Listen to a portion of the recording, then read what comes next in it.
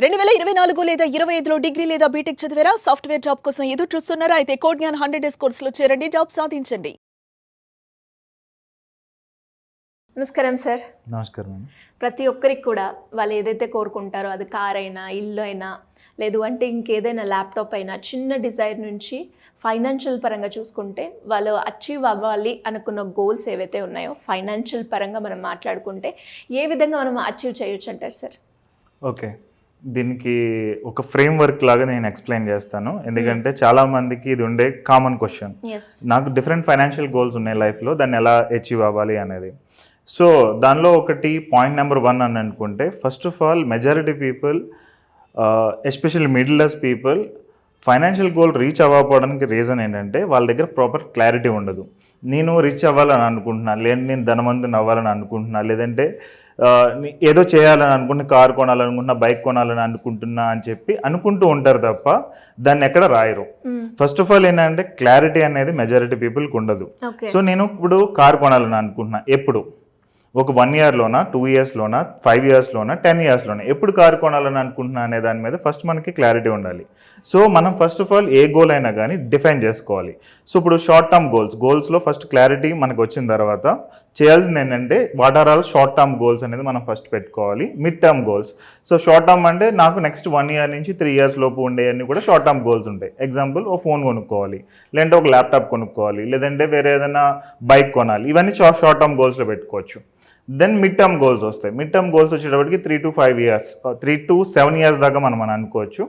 So దీనిలో ఏంటంటే నేను నా పిల్లల్ని చదివించాలి, లేదంటే ఒక కారు కొనాలి, ఈవెన్ ఇల్లు కొనుక్కోవాలి, ఇవన్నీ మనం మిడ్ టర్మ్ గోల్స్లో పెట్టుకోవచ్చు. ఇంకా లాంగ్ టర్మ్ గోల్స్ ఏమేమి ఉంటాయి? పిల్లల్ని పోస్ట్ గ్రాడ్యుయేషనో చేయించాలి, అది ఒకటి. లేదంటే నేను రిటైర్ అవ్వాలి, తొందరగా ఫాస్ట్గా రిటైర్ అవ్వాలని అనుకుంటున్నా, ఇవి. ఇంకా ఇలాంటి డిఫరెంట్ అదర్ థింగ్స్, ఇంకా సెకండ్ హౌస్ కొనుక్కోవడం, లేదంటే వీళ్ళ ఫామ్ హౌస్ అని, ఈ డిఫరెంట్ గోల్స్ అనేవి పెట్టుకుంటూ ఉంటాం. ఈవెన్ మనం కారు కొన్నా దాన్ని మళ్ళీ అప్గ్రేడ్ చేసుకుంటూ ఉండాలి. ఇవన్నీ కూడా లాంగ్ టర్మ్ గోల్స్లోకి వస్తాయి. ఫస్ట్ ఆఫ్ ఆల్ మనం క్లారిటీగా మనం దాన్ని డిఫైన్ చేసుకోవాలి. సో ఇక్కడ చూడొచ్చు. ఫస్ట్ ఏంటంటే start with the clarity. Goals must be written, not just thought. First of all మనం రాసుకోవాలి గోల్స్ అనేవి. అందరూ ఏంటంటే జస్ట్ అనుకుంటారు, అలా వదిలేస్తూ ఉంటారు. ఆ అనుకోవడంలోనే ఇయర్స్ అనేవి పాస్ అయిపోతూ ఉంటాయి. సో జనరల్గా నేను ఇక్కడ చెప్పే వన్ ఆఫ్ ద రూల్ ఏంటంటే, calculate your time in decades, don't calculate it in years. So ఒక నెక్స్ట్ 10 ఇయర్స్కి ఏంటి, ఆ తర్వాత 10 ఇయర్స్కి ఏంటి, దాని తర్వాత ఇంకో 10 ఇయర్స్కి ఏంటి అనేది మనం ఫస్ట్ డికేట్స్లో క్యాలిక్యులేట్ చేయాలి. ఇది వెల్త్ క్రియేట్ చేసుకోవాలనుకునే ఆల్ రిచ్ పీపుల్ ఫాలో అయ్యే ఫార్ములా. నెక్స్ట్ 10 ఇయర్స్, దాని తర్వాత 10 ఇయర్స్, దాని తర్వాత 10 ఇయర్స్, దాని తర్వాత 10 years. So calculate time in decades. ఆ క్యాలిక్యులేషన్ అనేది 10 సంవత్సరాలకి క్యాలిక్యులేట్ చేస్తారు. సో ఫస్ట్ ఏంటంటే ఈ క్లారిటీ ఉండాలి. నెక్స్ట్ ఏంటంటే ఫాలో అయ్యే proven formula. All rich people follow అయ్యే ఫార్ములా ఏంటంటే income minus savings minus investments is equal to expenses. But all middle class people follow అయ్యేది ఏంటంటే ఫస్ట్ ఇన్కమ్ రాగానే ఈఎంఐలు ఏమేమి ఉన్నాయి అంటే ఎక్స్పెన్సెస్, దాని తర్వాత రెంట్కి వెళ్ళిపోతుంది, దాని తర్వాత ఏమన్నా కొనాలంటే వాటికి వెళ్ళిపోతాయి. సో మొత్తం అయిపోయిన తర్వాత సేవింగ్స్ చెక్ చేసుకుందామంటే సేవింగ్స్ ఉండవు. అండ్ ఇన్వెస్ట్మెంట్స్ అంటే ఇంకా అది ఆల్మోస్ట్ ఇంపాసిబుల్ అన్నట్టు మెజారిటీ పీపుల్కి ఉంది. ఎందుకంటే రేట్లు అలా పెరిగిపోతూ ఉన్నాయి, ట్యాక్సెస్ ఎక్కువగా ఉన్నాయి, అండ్ ఏది చూసుకున్నా కానీ కరెక్ట్గా లేదు ప్రజెంట్ మనం బయట సిచ్యువేషన్ చూసుకుంటే. సో ఫస్ట్ ఏంటంటే మనం కష్టం, ఇది చాలా కష్టం. ఇది ఈవెన్ నేను ఫాలో అవుదామని అనుకున్నా కానీ ఫస్ట్ ఇనిషియల్ ఇయర్స్లో నాకు 1 to 2 ఇయర్స్ చాలా ప్రాబ్లం అయింది. ఇది ఏంటంటే ఫస్ట్ ఇన్కమ్ రాగానే సేవింగ్స్కి కొంత అమౌంట్ పక్కన పెట్టాలి. ఎగ్జాంపుల్, నాకు ఒక 50,000 వస్తున్నప్పుడు 10,000 పక్కకు పెట్టాలి సేవింగ్స్కి, డిఫికల్ట్. దాని తర్వాత ఇన్వెస్ట్మెంట్స్ ఉంటాయి, ఇన్వెస్ట్మెంట్స్కి ఇంకో 10,000, 15,000, 20,000 పక్కన పెట్టాలి. దాని తర్వాత నేను ఎక్స్పెన్సెస్ చూసుకోవాలి. సో మనం ఈ స్టార్ట్ చేసినప్పుడు ఏంటంటే కొన్నిసార్లు ఒక మంత్ చేయగలుగుతాం, 2వ మంత్ చేయగలుగుతాం, 3వ మంత్ డిఫికల్ట్ అవుతుంది మళ్ళీ అది. సో ఆపేసిన మళ్ళీ రీస్టార్ట్ చేయాలి. 1-2 నెలలు ఆగిపోయినా మళ్ళీ దాన్ని మనం రీస్టార్ట్ చేసి మళ్ళీ ఇదే ఫార్ములాని ఇంప్లిమెంట్ చేయడానికి చేయాలి. సో ఇది మనం రాసుకోవాలి. ఫస్ట్ ఏంటంటే పైన గోల్స్ అనేవి మనం రాసుకోవాలి. దాని తర్వాత ఈ ఫార్ములా అనేది కొంచెం పెద్ద అక్షరాలతో ఏదైనా ప్రింట్ తీసుకునో పక్కన పెట్టుకోవాలి. ఇది చాలా important formula for creating wealth. మూడోది ఆటోమేట్ యువర్ వెల్త్ బిల్డింగ్. జనరల్గా ఏంటంటే మనం వెల్త్ బిల్డ్ చేయాలంటే దానికి డిసిప్లిన్ అనేది కావాలి. డిసిప్లిన్ అంటే మనం మంత్లీ ఎంతెంత ఇన్వెస్ట్ చేయాలి, ఎంతెంత సేవ్ చేయాలి, ఎలా ఉండాలి అనే దాని మీద డిసిప్లిన్ ఉండాలి. ఈవెన్ మనం జనరల్గా వాకింగ్ అనుకునే దానికే మధ్య మధ్యలో స్కిప్ చేస్తూ ఉంటాం. అలాంటిది ఒక 1 crore వెల్త్ బిల్డ్ చేయాలి, లేదంటే ఈ గోల్స్ అన్ని మనం షార్ట్ మిడ్ లాంగ్ టర్మ్లో మనం మీట్ అవ్వాలి అని అనుకుంటే చాలా ప్రాబ్లమ్స్ వస్తూ ఉంటాయి. సో ఆ డిసిప్లిన్ తోటి మనకు అది అవ్వదు, ఎందుకంటే వీ నీడ్ టు చాలా ప్రాబ్లమ్స్ గో త్రూ అవ్వాలి కాబట్టి ఫస్ట్ ఆటోమేట్ చేసుకోవాలి. ఆటోమేషన్ ఏంటంటే యాజ్ లైక్ ఈఎంఐ, మనం ప్రతి ఈఎంఐకి ఎంత డిసిప్లిన్డ్గా పీపుల్ కడతారు, ద సేమ్ వే అంతే డిసిప్లిన్గా ఈఎంఐ బదులు ఎస్ఐపి కట్టడం, ఈఎంఐ బదులు ఆర్డి రికరింగ్ డిపాజిట్ చేయడం, ఈఎంఐ బదులు వేరే ఏమైనా ఆల్టర్నేట్ ఇన్వెస్ట్మెంట్స్లో ఇన్వెస్ట్ చేయడం అంతే డిసిప్లిన్డ్గా చేయాలి. సో ఎవ్రీ మంత్ ఫస్ట్కి వచ్చేటప్పటికి ఈఎంఐ కట్ అవుతుంది అని అనుకుంటే ఆ టైంకల్లా ఎలాగల డబ్బులు ఆ బ్యాంక్లో ఉంచడానికి ట్రై చేస్తాం, లేదంటే మళ్ళీ చెక్ బౌన్స్ కేసెస్ కానీ లేదంటే డిఫరెంట్ అదర్ ప్రాబ్లమ్స్ కానీ వస్తూ ఉంటాయి. సేమ్ వేలో నాకు ఈ మంత్ సేవింగ్స్ కింద అమౌంట్ వెళ్ళాలి. సో రికరింగ్ డిపాజిట్లోకి 5,000 లేదంటే 2,000 3,000 ఈవెన్ వర్స్ట్ కేసులో 1,000 రూపాయలు రికరింగ్ డిపాజిట్ ఆటోమేటిక్గా కట్ అవ్వాలి శాలరీ పడంగానే. సో నా శాలరీ డేట్ని బట్టి నేను పెట్టుకుంటాను. నాకు 10th శాలరీ డేట్ అయితే 11th, అదే ఫస్ట్ శాలరీ డేట్ అయితే 2nd ఇది పెట్టేసుకోవాలి ఆటోమేషన్. ఎస్ఐపి కూడా అంతే. ఎస్ఐపి అంటే systematic investment plan, every month invest చేసేది కూడా నాకు శాలరీ నుంచి ఒక పర్టికులర్ డేట్ పెట్టుకుని ఆ డేట్కి అదే స్ట్రిక్ట్గా అందులో డబ్బులు ఉంచి కట్ అయ్యేటట్టు చేసుకోవాలి. అది చేసుకుంటే ఆటోమేషన్లో వెళ్ళిపోతుంది కాబట్టి మనకి ఫస్ట్ ఒక 3-4 months డిఫికల్ట్ అనిపిస్తుంది, ఎందుకంటే ఇదంతా ఆటోమేషన్లో డబ్బులు వస్తూ ఉంటాయి, కట్ అవుతూ ఉంటాయి. బట్ ఈఎంఐలో ఏంటంటే అది వెళ్ళిపోతున్న మనీ, ఇక్కడ ఏంటంటే మనం వెల్త్ బిల్డ్ చేస్తున్నాం మనీ. సో వెల్త్ బిల్డ్ చేయాలి అంటే ఈ ఆటోమేషన్ అనేది చాలా చాలా ఇంపార్టెంట్. 4వది choosing the right financial vehicles. చాలా మంది ఏంటంటే రాంగ్ వెహికల్స్ చూస్ చేసుకుంటూ ఉంటారు. ఎగ్జాంపుల్, నేను ఇక్కడ నుంచి ఒక 1000 kilometer డిస్టెన్స్లో ఉండేదానికి వెళ్ళాలంటే ఫ్లైట్ బెటర్. అదే ఇక్కడ నుంచి 100 kilometer డిస్టెన్స్లో వెళ్ళాలంటే కార్ కానీ బస్ కానీ లేదంటే ఈవెన్ బైక్ మీద కూడా వెళ్ళిపోవచ్చు. బట్ నేను 1000 kilometer డిస్టెన్స్లో ఉండేదానికి బైక్ మీద వెళ్తానంటే అవ్వదు కదా, చాలా డిఫికల్ట్ ఉంటుంది, చాలా ప్రాబ్లమ్స్ ఫేస్ చేయాల్సి వస్తుంది, చాలా అవ్వదు, రైట్? కానీ ఇక్కడ రైట్ వెహికల్ చూస్ చేసుకోవడం అనేది చాలా ఇంపార్టెంట్. ఇక్కడ ఏంటంటే కొంతమంది కాదు, మెజారిటీ మిడిల్ క్లాస్ పీపుల్ చేసేది ఏంటంటే లాంగ్ టర్మ్ వాటికి మ్యూచువల్ ఫండ్స్ కాకుండా ఫిక్స్డ్ డిపాజిట్స్, రికరింగ్ డిపాజిట్స్ ఇలాంటివి చూస్ చేస్తూ ఉంటారు. షార్ట్ టర్మ్ వాటికి మ్యూచువల్ ఫండ్స్ లాంటివి సెలెక్ట్ చేస్తూ ఉంటారు. ఓకే, అంటే ఎగ్జాంపుల్ ఒక 3 years తర్వాత నాకు డబ్బులు కావాలి, దీనికి రైట్ వెహికల్ ఏంటంటే fixed deposit are recurring deposit. But దీనికి ఏంటంటే మ్యూచువల్ ఫండ్స్లో పెడతారు. ఆ టైంలో మార్కెట్ పడిపోయిందని అనుకోండి, దెన్ వీళ్ళ డబ్బులు డిడక్ట్ అవుతాయి, మైనస్ అవుతాయి. ఎగ్జాంపుల్ ఒక 5 లక్షలు ఉండేది 3 లక్షలు 2.5 లక్షలు అలా కనిపిస్తూ ఉంటుంది. సో వీళ్ళు అనుకున్న goal reach అవ్వలేరు.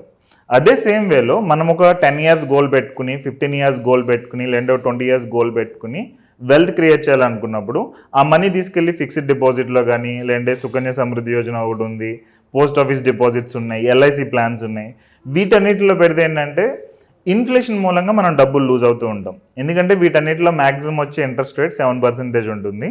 And inflation on an average మనకి 7% ఉంది ఎవ్రీ ఇయర్.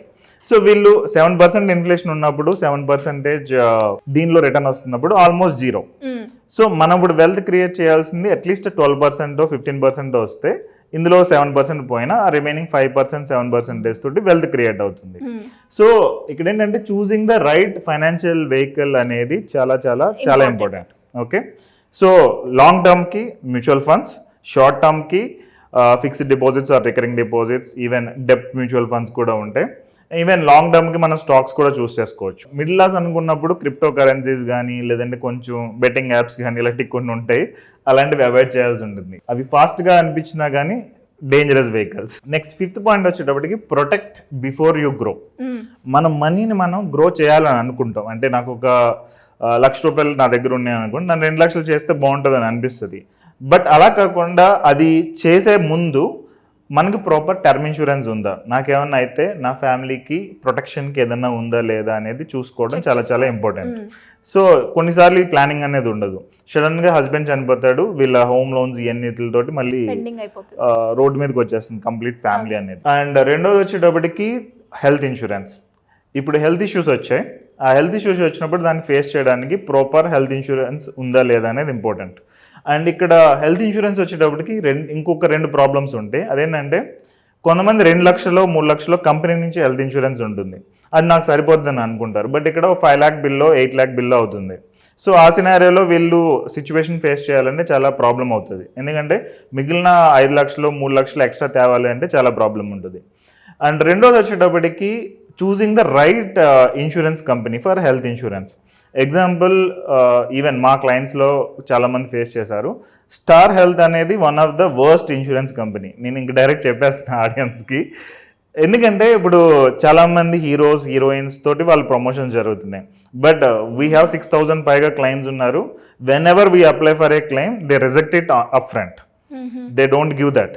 అండ్ దాని తర్వాత మళ్ళీ కొంచెం రిక్వెస్ట్లు చేసో లేదంటే ప్రూఫ్లు డాక్యుమెంట్లు ఎక్కువ ఉంటాయి అన్ని సబ్మిట్ చేస్తే ఫైనల్గా హాఫ్ అమౌంటో 75% అమౌంటో అలా రిలీజ్ చేస్తారు. ఫుల్ అమౌంట్ రిలీజ్ చేసిన సినారియోస్ చాలా తక్కువ.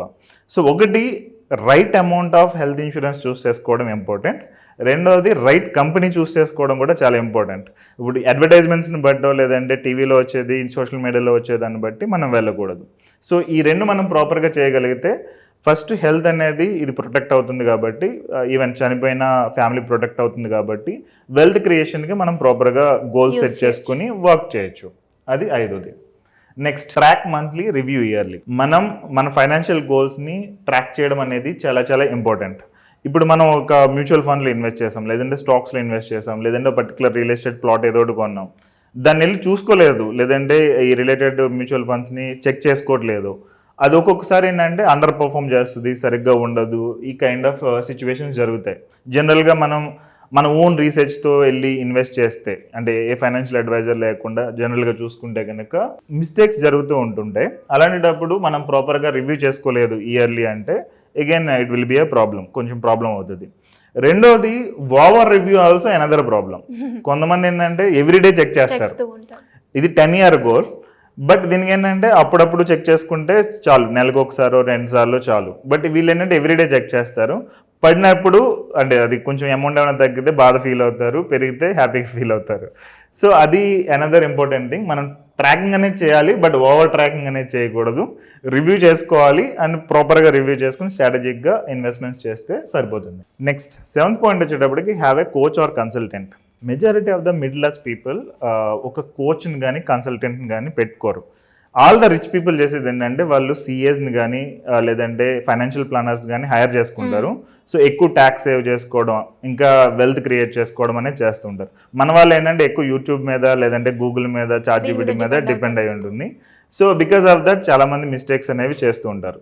So having a right financial planner or a consultant అనేది చాలా ఇంపార్టెంట్. సో ఇలాంటివి మనం మేజర్గా చూసుకొని స్టెప్ తీసుకుంటే ఖచ్చితంగా వాళ్ళు ఏదైతే అనుకున్నారో ఆ గోల్ని రీచ్ అవుతూ అంటారు. Yes. Anyways thank you sir, thank you so much. Thank you.